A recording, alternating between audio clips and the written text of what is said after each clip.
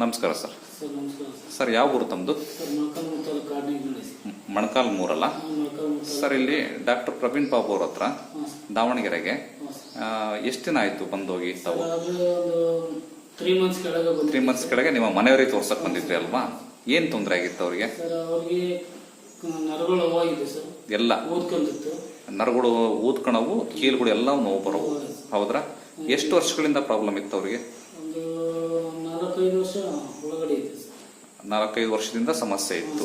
ಎಲ್ಲ ಕಡೆ ತೋರಿಸಿ ಆಗಿತ್ತಾ? ತೋರಿಸಿದೆ. ಆಮೇಲೆ ನಮ್ಮಲ್ಲಿ ಮೆಡಿಸಿನ್ ತಗೊಂಡೋದ್ರಿ? ನಿಮ್ಮಲ್ಲಿ ಮೆಡಿಸಿನ್ ತಗೊಂಡು ಟ್ಯಾಬ್ಲೆಟ್ ತಗೊಂಡೋಗಿದ್ದೆ ಸರ್. ಈಗ ಹೇಗಿದ್ದಾರೆ? ಚೆನ್ನಾಗಿದೆ ಸರ್. ಆರಾಮಾಗಿದಾರಲ್ಲ? ಆರಾಮಾಗಿದೆ. ಹಂಗಾಗಿ ನೀವು ತೋರ್ಸ್ಲಿಕ್ಕೆ ಬಂದ್ರಿ.